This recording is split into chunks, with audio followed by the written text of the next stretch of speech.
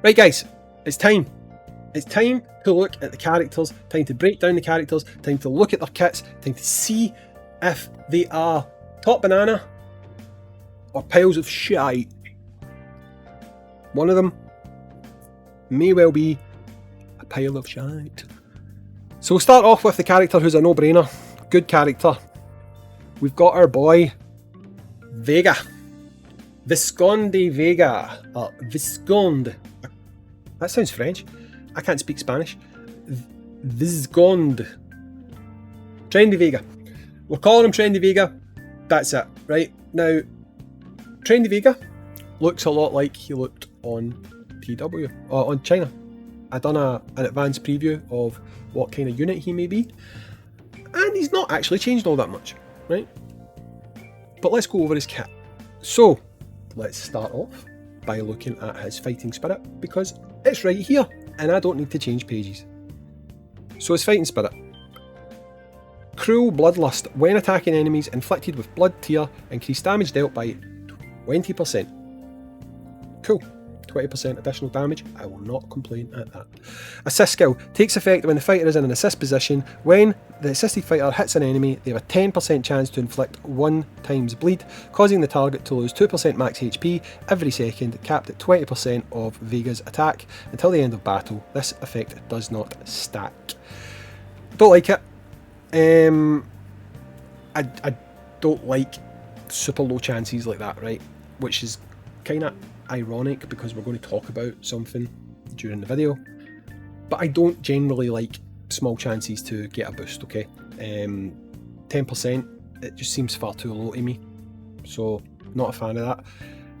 Unlocked at plus 10. For every 50% max HP lost as a result of unleashing combos or super combos, there is a 60% chance to inflict blood tear on all enemies. You will be losing HP. 20. When attacking enemies inflicted with blood tear, increase pressure by 25%, and when you've got max fighting spirit, upon losing a total of 100% max HP as a result of unleashing combos or super combos, increase attack by 40% until the end of battle. Now that's good actually. The reason I say that's good is because that immediately tells us something. That tells us that this is basically a gauge in the background that is monitored, right? So every time you do a super attack, if you lose 30% HP and you've got someone like, let's just say Elena, coming in and healing you, and you've got back to 100% HP, the ticker in the background is obviously still monitoring that, and it knows you lost 30% HP. So when you do 2 super attacks and you've lost, say, 50% HP, even though you've healed that back, you're still going to trigger these kind of effects. Don't know why my phone just done that. Let's get back to it. That's been happening today. There's obviously some kind of issue with the update. I have had a few crashes today. It's weird. But anyway, so things like if you've lost 50%, 70%, 100%, all that kind of stuff, HP, you don't need to be at that level. You can have gone back up, but you will have still triggered those effects. So here where it says you must have lost a total of 100% HP, even if you're back up at max HP, if you have lost a cumulative total of 100, you're still going to unlock these effects, okay? So anyway, increase combos, attack, super combo attack by 40% until the end of battle. Pretty big. Right now, you're going to do that because if you look here, sacrifice 30% of current HP to unleash a bloody slash, dealing damage equal to 322% of attack to all enemies. Then unleash an additional slash that deals the same amount of damage to nearby enemies in your area. The bloody slash has a 50% chance to inflict blood tear. Okay, blood slash is an 80% chance to inflict blood tear. When this fighter's HP is less than 40% of max HP, the bloody slash and the additional slash each have a 60% chance to additionally inflict 1 times blood tear. Now that one, you do have to be at that level, right? That's not like the other ones, okay? This one, you have to be at that level. Risky play, right? Risky play. Keeping them down there, that is pretty risky, right? Again, really depends on what type of player you are, how you view that. I think running a healer, you're probably not going to see that level 3 all that often because you're going to probably have a healer topping him back up, right? But anyway, I think that's actually really good. So his C2. They're all AoEs, by the way. Sacrifice 30% of current HP to spiral forwards and pierce behind the enemy before returning, dealing damage equal to 468% of attack to enemies in an area. Each strike has a 10% chance to inflict 1 blood tear. Right? Tear, whatever. Increase damage to 538% of attack. Each strike has a 15% chance to inflict blood tear. Right? So, by the way, blood tear, we'll read it here, right? Considered a bleed, which is good because then that means anyone who's like got any effects attached to bleed will help or boost or whatever, right? Lose 2% of max HP every second, capped at 30% of attack. This damage ignores shields, lasts until the end of battle and stacks up to 5 times, right? Now we can actually see this in play during the trial. I'm not actually quite sure how the capped at 30% of attack thing works because in the trial you can actually see someone bleeding out completely, just going all the way down, right? So if you look at it as 2%, 5 times, what's that? 10? So that's 10%. If you were losing 10% HP every second, I mean, that is insane. Like, that's insane damage, right? I think the cap probably applies to bosses because bosses have got such a high HP amount. So it's probably to do with that, meaning that you've got a cap on how much it does to bosses, but I would still think that this does like significant damage to bosses. I'm hopefully going to have him done soon-ish, and we'll be able to take him out in the field and test him against bosses, but I think that's got a lot of potential. I don't know if it'll be quite as good as Flameadon. It probably won't be, but I've got a funny feeling Vega teams will be the second best for bossing. People, we're going to find a strat for him and he will become one of the best. I can just tell he's going to become one of the best, right? He's level 3, which is the one that I will probably be using more often, especially when we get cars. We'll get to that in a minute. Sacrifice 30% of current HP. So, you've done your super, you've done this. That's you get 60% HP lost, okay? Now, you will have probably went super, heal, C2, Vega, super. So by the time you've done his C3, you've probably healed him back to nearly 100%. So even though you will have lost 60% as a total, you won't be sitting at minus 60% HP, right? Just bear that in mind. So it'll only take you, what, 2 rotations to max out his bonuses from his fighting spirit. So you can see there why it's quite significant, right? Sacrifice 30% of current HP to charge up an unleashed bloody projectile, dealing damage equal to 431% of attack to all enemies, then unleash an additional slash that deals the same amount of damage to nearby enemies in an area. This skill ignores shields and damage immunity effects, meaning he kills Bison, Goken, all that type of stuff, right? When the bloody projectile hits an enemy, it leaves behind a phantom that slashes the target 3 times, dealing true damage equal to 30% of attack per slash. Each slash has a 30% chance to inflict blood tear as well, which is good, right? Which is good. So that's 3 chances. So you could probably get his 5 stacks pretty quickly, right? We've already gone over what blood tear is, so we'll not dwell on that. It's passive. Upon inflicting blood tear, increase crit damage by 4% and attack by 2% for 18 seconds, stacks up to 10 times, so that's 40% crit damage, that is 20% additional attack. When this fighter's HP is less than 40% max HP, they have a 10% lifesteal rate when attacking and a 25% damage reduction when attacked, okay? Meaning he's, even though he's got lower HP, he's harder to kill and he's gaining back enough HP probably to keep him topped up to that level, meaning that if you are a risky player to kind of maximise this guy, you might see him doing pretty well, okay, if you've got the balls to kind of go for it at low HP, right? But I'd still recommend running a healer with him, 100%, okay, run him with a healer. Look at his passive. Upon inflicting blood tear, increase crit damage by 6%. That would be per stack, so you could do that, so it would be 60%. Upon inflicting blood tear, increase attack by 3% at level 3, so that would stack up to 30%. When the fighter's HP is less than 40% max HP, they have 15% lifesteal rate when attacking and 40% damage reduction when attacked. So, it might pay to play risky. So running him with maybe a shield character as opposed to a healing character might actually be better, only because a shield doesn't count as HP. This is what I'm saying, we will formulate strategies for the best way to run these guys, right? Let's look at his garage. Increase the damage of Crimson Slash Phantom Slashes to 80% of attack. 6 out of 6. When Crimson Slashes Phantom Slashes hit an enemy, they increase the efficiency of bleed effects on the target by 200% for 8 seconds. Okay, now, if you're running a strategy where you're going manually, combo C1, C2, C3, combo C1, C2, C3, right? You are usually completing that loop within 8 seconds, right? So that would mean that his 200% bleed would be on all the time.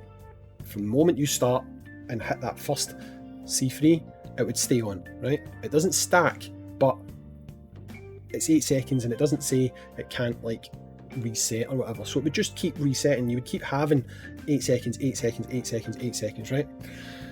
So the play for this guy is definitely going to be to run him with other bleed units, because if you run bleed units, now I need to do a little bit more testing on this, but I'm fairly sure this is how it works. I've seen it with some characters. They put their own stack on there. So a perfect example of that, and it's maybe who I would suggest running as a support on this guy, or an assist. So up here would be this guy. Now, I said before I'm not a fan of low percent chances, right? But assist skill takes effect when the fighter is in assist position. When the assisted fighter deals damage with combo 3, they have a 20% chance of inflicting bleed on the target, right?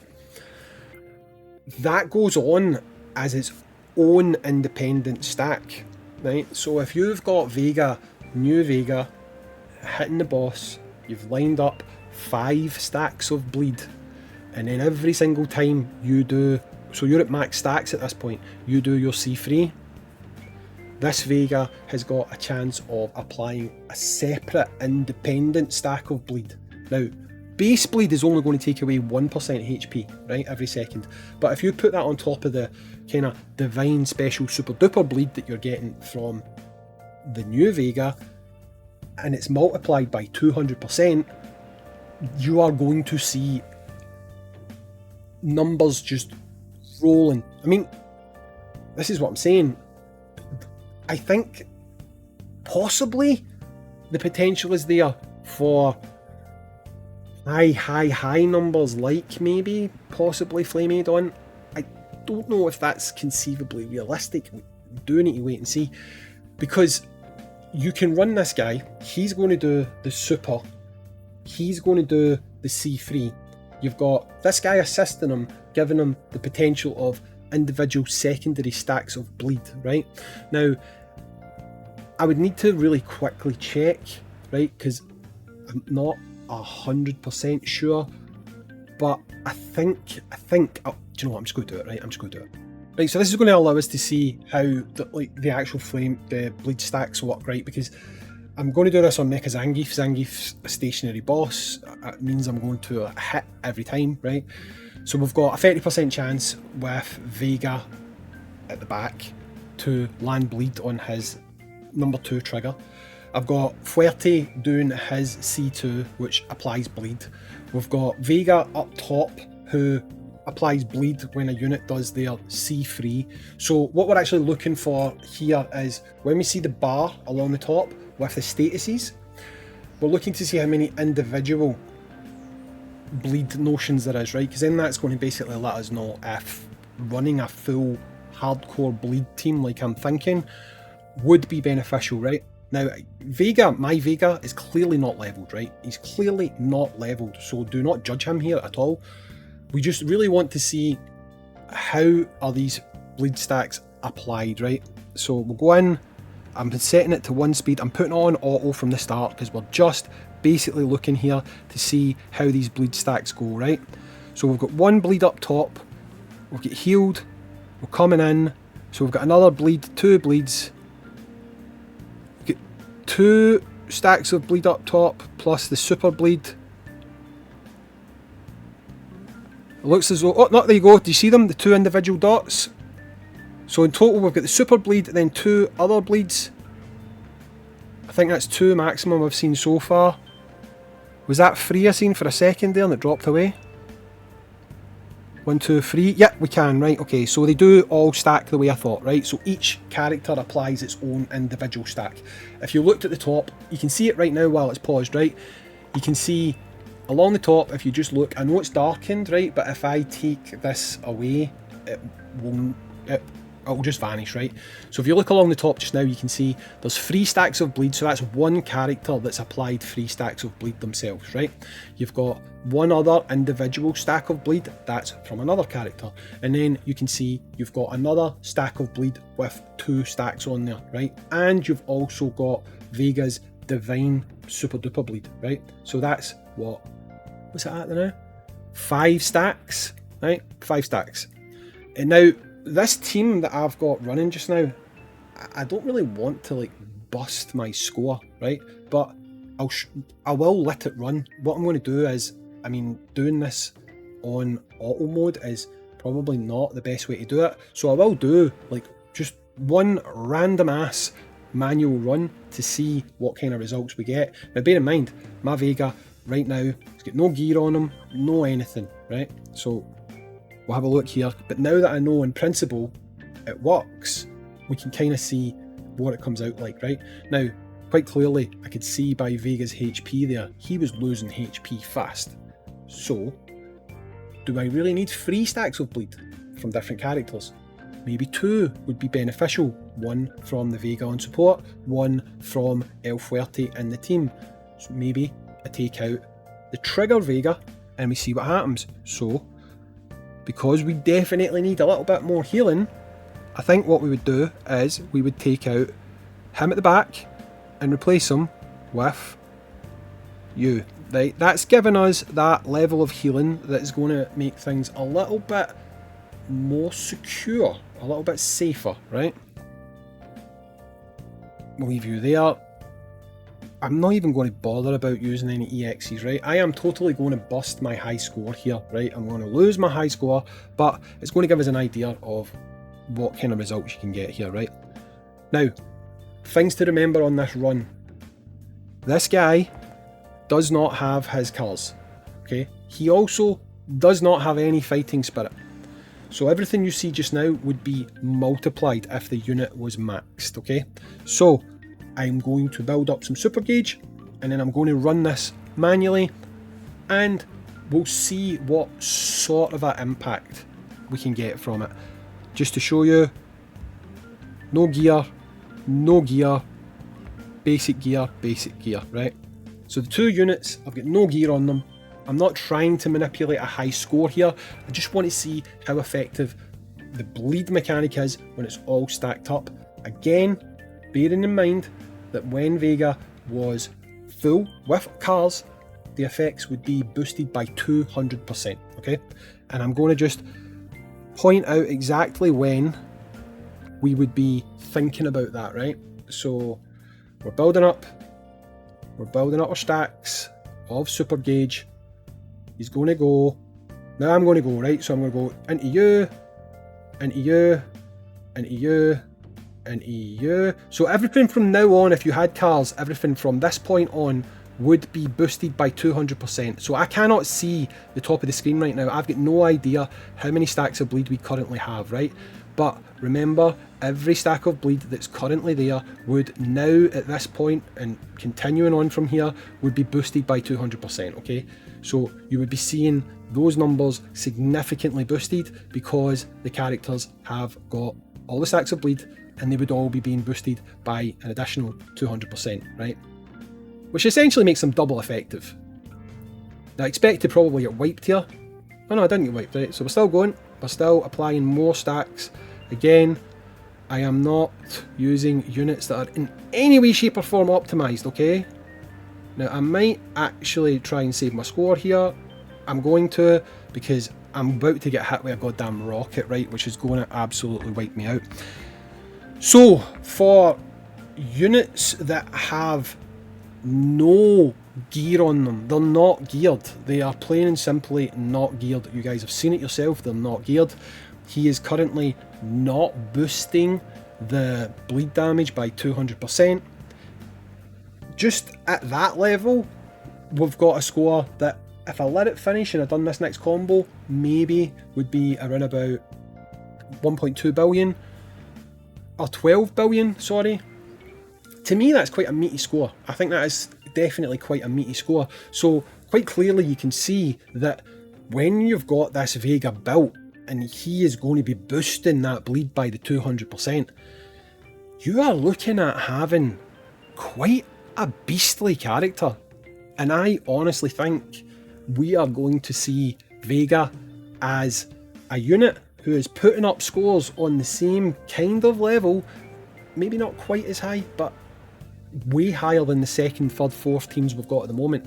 You're going to see his teams starting to dominate, in my opinion. It's definitely something that I think we can look forward to, and people might come up with better builds, you know, with Fashion Ryu. Fashion Ryu has a C2 bleed. It might be more reliable than what you get from El Fuerte. So it's definitely worth looking out for, okay? I do think that we are probably going to see the bleed mechanic pop off, and I most definitely think that new Vega is definitely a unit that is going to make some difference in the scoreboards, in the leaderboards, and he's definitely going to start featuring on teams. So, do I think it is worth your while going for the latest Vega? Most definitely, I do. I think he's definitely worth it. I think he's a unit that is going to stand the test of time, and I think he's going to start showing up and being very, very, very, very, very, very, very highly featured in teams going forward. Long video.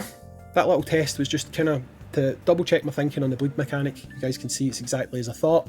Each one individual stack. Once that's boosted by 200% effectiveness, it's going to make huge, huge scores. Anyway, I've been Hayzink, thanks for watching. Hopefully this has been in-depth enough for you, not too in-depth, and I'll catch you in the next one. Peace.